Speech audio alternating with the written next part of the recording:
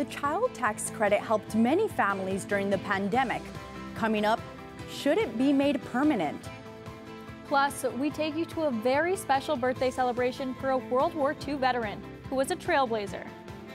And coming up, the Coyotes introduced a new internship, what it might mean for minority hockey coaches. Cronkite News starts now. Good evening and welcome to Cronkite News on Arizona PBS. I'm Karen Marroquin. And I'm Julia Sandor. Thank you for joining us. A new report shows that the federal child tax credit is benefiting lower and middle-class families with basic needs.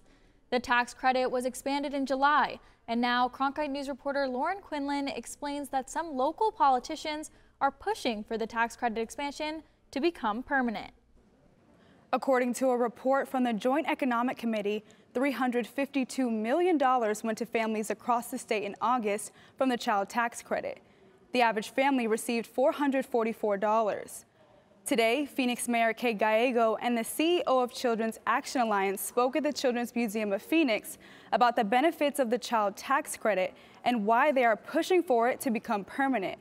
They say families use the expanded tax credit for basic needs like food, utilities, and paying down debt. They believe a permanent increase will help the community overall. They also want people who aren't taking advantage of the tax credit to sign up. The White House has shared with me that Phoenix is one of the communities with the largest number of people who are eligible to receive the tax credit, but who are not currently getting it. We want to make sure you get this vital help for your family. Mayor Gallego and Lujan are encouraging the state's congressional delegation to make this tax credit permanent. In the newsroom, Lauren Quinlan, Cronkite News. Down south at the border, the Yuma Border Patrol sector is seeing an increase in the amount of migrants seeking refuge, which has led to more apprehensions. Migrants are coming from the Caribbean, South America, and Haiti to seek refuge and shelter in the small Arizona city. The Yuma Border Patrol sector has seen 2,400 this past weekend. The majority of them are families. They've opened temporary tents for shelter to help with the inflow. These shelters had been closed when Yuma saw lower migration numbers due to the pandemic. In August, the Yuma Sector Border Patrol apprehended over 91,000 migrants, which is the highest apprehension number in all 9 of Border Patrol sectors. Over the past few years, Haitians have faced surging COVID cases, a devastating earthquake, and political unrest. Now, thousands are seeking asylum in the United States. Cronkite News reporter Kylie Cochran explains what will happen to the migrants. Since last week, over 16,000 migrants from Haiti arrived at Del Rio, Texas, right across from the Mexican border. They started their trek in South and Central America. Guatemalan resident Jose Nufio started seeing an influx of Haitians in his hometown, Esquipulas, Guatemala. Between 4 or 5 months ago, we started seeing Haitians migrants coming to town. Guatemala has been hard hit by COVID-19 and reinstated a nationwide curfew. Nufio is concerned about his community's public health with the surge of migrants. I have seen them not wearing masks, especially now that the spike in cases. Public health is also behind the Biden administration's decision to deport some Haitian migrants. They are using Title 42. According to an ACLU attorney, this gives health officials sweeping authority to limit disease transmission. When COVID happened, they did deploy Title 42. And the thing is, we need to look at the other ways that the government has been managing the COVID crisis, because then you see contradictions and hypocrisy. And activists and attorneys are concerned that this policy, first used at the border under the Trump administration, is depriving migrants of their rights. The reason that it's so problematic is that asylum seekers are fleeing imminent persecution, and they need to seek asylum now. And there has never been like a waiting period requirement for seeking asylum. The Biden administration deported the first migrants via plane on Sunday. Federal officials told the Texas Governor Greg Abbott that some of the migrants may be moved to neighboring states, including Arizona. At the Google touchscreen, I'm Kylie Cochran. As COVID-19 cases continue to spread around the state, staffing shortages among nurses are impacting how healthcare providers handle hospitalizations. In today's WWII's weekly COVID press conference, it was announced that they are running 15 to 20 nurses short on a daily basis. This results in multiple healthcare organizations around the state to transfer patients into facilities with a higher level of care from smaller hospitals. Continues to be challenging around staffing for all the healthcare delivery organizations, which has impacted the ability from the smaller and more rural facilities to transfer folks into the valley. Dr. White says WWII has not received any transfers this week, but mentions they received some from northern Arizona over the last week, and they continue to see transfers happening multiple times each week. The Arizona Department of Motor Vehicles is refunding about 200,000 people who paid the public safety fee. The safety fee was a $32 charge that drivers paid while registering their vehicles. Governor Doug Ducey signed legislation to provide these refunds to people with a June 2021 registration expiration date. The refunds total up to about $6 million. As Arizona transitions out of the pandemic and the return to in-person school and work increases, the roads may seem busier than ever. Reporter Isabella Fredrickson speaks to a traffic expert to find out what's going on. Stay-at-home restrictions and working remotely has made a huge impact on traffic here in Maricopa County over the past year and a half. Now, as we return to life in person once again, traffic seems to be worse than ever. Wang Zhang, Maricopa Association of Governments Transportation Data Program Manager, shares exactly what is going on. In the middle of April, we had the lowest of the traffic, which is about 61% comparing to the normal condition of 100%. Starting in May 2020 is when traffic numbers began to slowly increase. By fall 2020, traffic had recovered to about 85 to 90% of normal conditions. And we also observed at the beginning of March of this year, 2021, our traffic is fully back to 100% of pre-COVID condition. While the summer is considered off-season for traffic because many schools are out of session, current traffic has not let up. What we've noticed that is in the past July and August of 2021, our traffic volume condition is at about 98% comparing to the normal.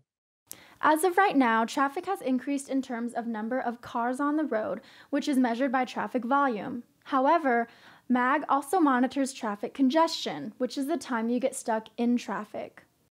In that measurements, actually, we're not back to pre-COVID condition yet. At the end of August, the latest, we're still at about 55% of the congestion level as compared to the pre-COVID condition. Zhang says this is due to two main reasons. People have changed travel patterns and more road projects have been completed. In Phoenix, Isabella Fredrickson, Cronkite News. The Valley's peak traffic season is fall, and this spring is expected to be even busier than pre-COVID times. Coming up after the break, how one artist is making an impact. Stay tuned to find out more about his work and how he's changing the world with his art. And a little bit later on your Cronkite Sports report, an opportunity the Coyotes are given to minority coaching candidates. Swore I was not going to watch the Vietnam War because I could remember the day I watched us finally get the helicopters out thinking, okay, it's over, and then went to my college class. Next thing I know, I'm watching Ken Burns' Vietnam. And the thing that caught me so much was how he was talking to the winners, and this North Vietnamese general said, there's no winners in war. That just stopped me dead in my tracks. For more information about including Arizona PBS in your future plans, visit azpbs.org/giving. Cronkite News is more than your local news station. Through our innovative ideas, we create new ways to connect with our viewers and have their stories be heard. Our cutting-edge technology allows us to take a deeper dive into seeking the truth and delivering new perspectives.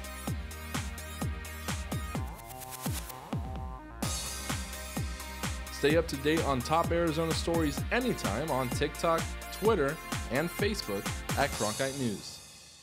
Hey, I'm Rick Steves. You know, I don't go anywhere without my passport. And now, thanks to PBS Passport, you can travel with me and watch all 10 seasons of Rick Steves Europe and all my travel specials. This exclusive streaming service is just for our members. Not only can you see all my shows, but you can see thousands of hours of your favorite public television shows. Become a member today and get your passport. In honor of Hispanic Heritage Month, Arizona State University's School of Transborder Studies welcomed one award-winning Hispanic cartoonist. Cronkite News reporter Shayla Dubon shows us how he uses his art to combat vaccine hesitancy within the Latino community. Known for his witty sense of humor and bold Chicano caricatures, Lalo Alcaraz is an artist with traditions deeply rooted in Hispanic culture. Mexican immigrant. Lalo Alcaraz is transforming how vaccine information is spread in his community through cartoons. I felt firsthand the mistreatment that the U.S. had given to immigrants, and I saw it and I witnessed it with my parents. Channeled that anger into artwork and into personal expressions. Born in San Diego to Mexican immigrant parents, Alcaraz has worked for over 20 years to chronicle the political uprising of Latinos across America, eagerly pushing the boundaries of Chicano art as a creator and minority. Messaging is important to, and can be applied to lots of different things, but very important in the health field, especially when people are getting sick and dying from misinformation. In the U.S., 36.9% of the Latino population is fully vaccinated against COVID-19. In Arizona, that number is a mere 17.2%. A demographic health researchers say are not getting the accurate information that they need. So what we're hoping is to bring needed information made simple, made very accessible, culturally tailored to the Latinx community across California and Arizona and the Southwest. Information is not available. The status quo, it's very technical, very jargony information, and we're telling stories and in a way that people understand. One expression, vacuna o muerte, vaccine or die, is just one art piece of many created by Alcaraz in partnership with COVID Latino, an effort to spread important information about COVID-19 vaccines and testing to the Latinx community across the Southwest. Alcaraz is continuing to combat vaccine misinformation through his art and animation. He encourages the Latino community to stay healthy. In the newsroom, Shayla Dubon, Cronkite News. 5 Arizona schools received the Blue Ribbon Award by the U.S. Department of Education yesterday. The schools awarded the honor included University High School in Tolleson, Franklin East Elementary in Mesa, Desert View Academy in Yuma, Jacob C. Fruchtendler Elementary in Tucson, and Mesquite Elementary in Vail. Only 325 schools across the country were recognized for the excellence. The award comes after over a year of teaching during the pandemic. I'm Morgan Carden. Coming up after the break, I'll have your Cronkite Sports report. How the Coyotes are helping up-and-coming coaching candidates and more after the break.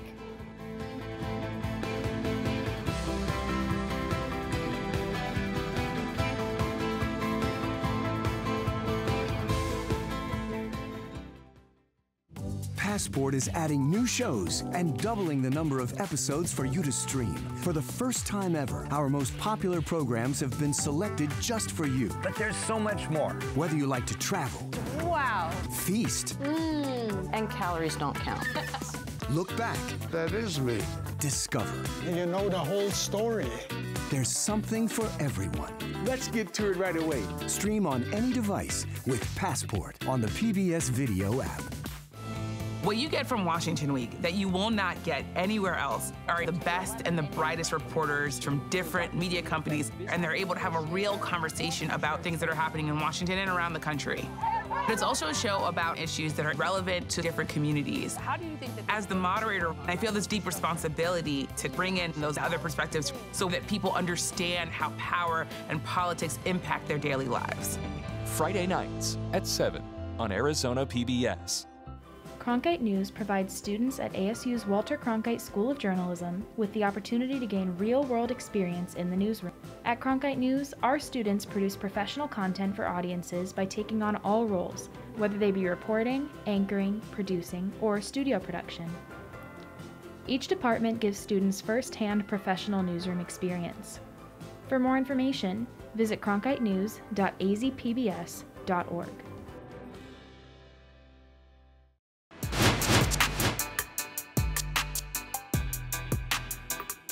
Welcome back. I'm Morgan Cardin with your Cronkite Sports Report.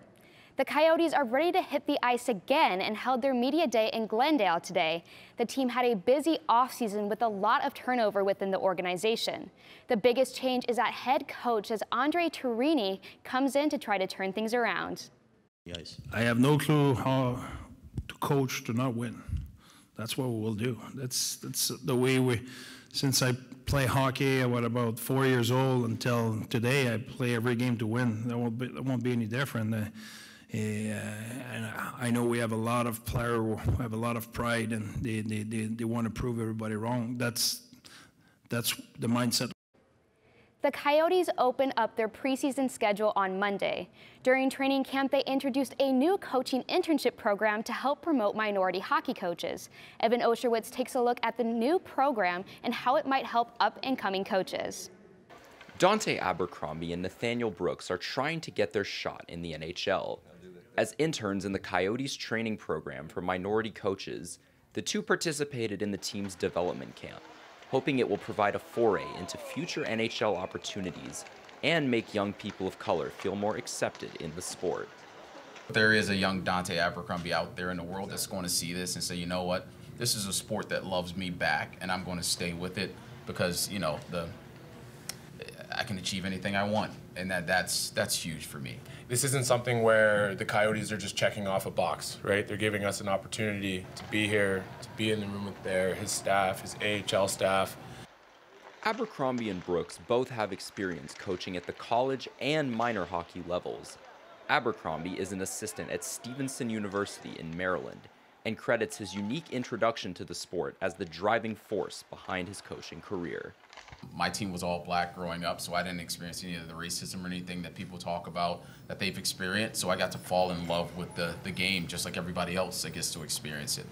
Currently, there are no black head coaches or assistants on any NHL staff, but the Coyotes hope their efforts will make a difference. We want things to be the best they can be, and part of that is to open those doors for those that haven't had those doors open. Coyotes president and CEO Javier Gutierrez says the team intends to continue its internship program beyond this season, and that the field of candidates will be expanded in the future.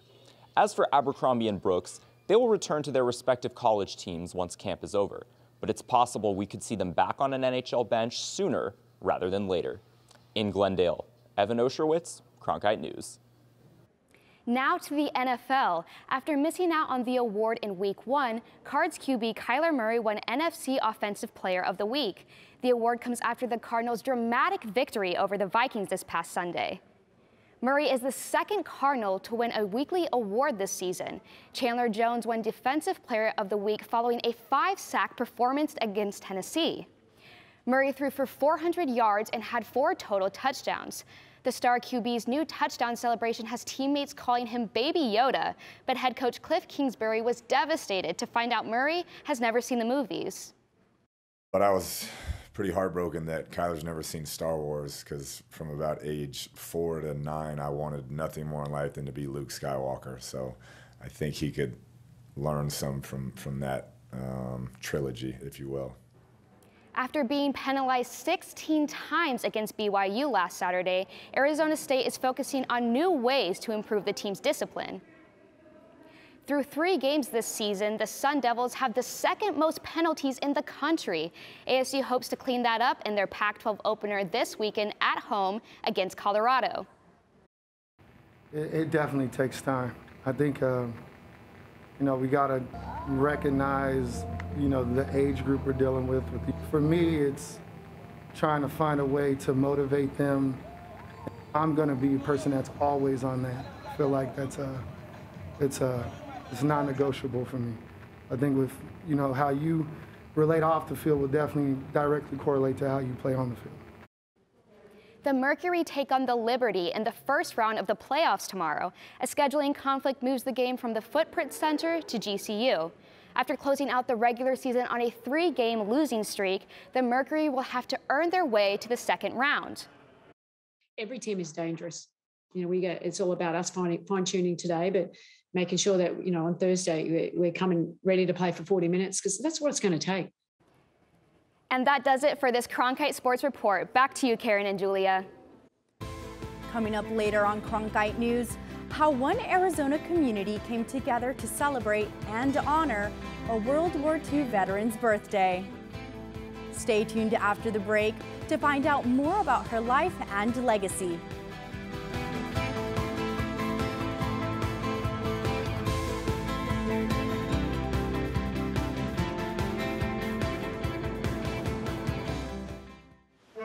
Every day I wake up, my first thought is, how can I serve this community?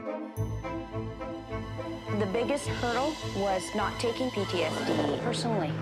Would you welcome, please, the amazing. Everybody that watches this, they say that I am the greatest that they've ever seen.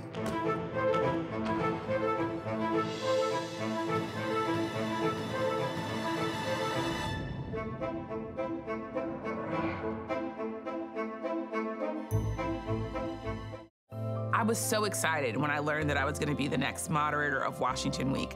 I was incredibly lucky to be mentored by Gwen Eiffel, and what that gave to me was this confidence that I could be my full self and that I was deserving of whatever spaces I was in. Welcome to Washington Week. I also feel this great joy in taking the helm of Washington Week, knowing that I can mold it and make it my own, but also make sure that it is still within the legacy and the tradition that made it so great for all of these years.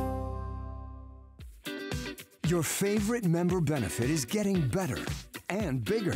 This is wonderful. Over the next year, Passport is adding new shows and doubling the number of episodes for you to stream. They give us all that they've got. From your favorite cooking and travel series. Even the stairs are breathtaking. To history specials and award-winning documentaries. Better and bigger. That really is the fun part. Stream on any device with Passport on the PBS Video app. It's prime time on your time. Watch Prime Afternoons every weekday on Arizona PBS. Did you miss a show in the evening? Then catch up on Prime Afternoons, your favorite dramas. No more bloody heroics. Antiques Roadshow. Really? Nature and Nova. It's time to reintroduce some wonder into this miracle of nature. All of the best from PBS on Prime Afternoons. Weekdays starting at 1:30, only on Arizona PBS. Today, a unique woman is celebrating her 101st birthday. Major Fran McClendon is a World War II veteran belonging to a special unit known as the 688. I went to the celebration this morning to speak to McClendon about her lifelong legacy. Cars lined 1 Tempe Street today as people honked and cheered for a national treasure on her birthday. Major Fran McClendon is just one of 7 known survivors of the 6,888th Central Postal Directory Battalion. The group, also known as the 6888, consisted of 855 African-American women who served overseas during World War II. So they needed a bunch of people, and they got 800 of us to come over to Birmingham, England, where the mail was piled up for quite a while, but we all got it out. These women accomplished moving a 2-year backlog of undelivered mail to 7 million service members. They lived up to their motto of no mail, no morale. And we shipped mail to units that were moving, continually moving. And if we couldn't find them, we returned the mail to the States. About 65,000 pieces of mail were processed each shift they worked, and they worked 3 shifts per day. Clearing the 2-year backlog only took these women 3 months, and they made a difference for women of color everywhere. I've been so pleased with everyone surrounding her, that she has such a great support system, and how hard people are working to make sure that she gets the credit that she's due, the recognition that she has way overdue for, and it just makes me feel great that is happening for her now. The United States Postal Service delivered over 500 letters to McClendon this morning. Crazy. See, because I've been going through this, getting bits and pieces of all the things that they've been talking about. This nice lady came all the way from the east. They came from Louisiana. It's just overwhelming. Happy birthday to you. McClendon continued to thank everyone who wished her a happy birthday, and she was able to leave a lasting impression on many Arizonans. That's it for Cronkite News tonight. Thank you for joining us. For top Arizona stories anytime, go to cronkitenews.azpbs.org.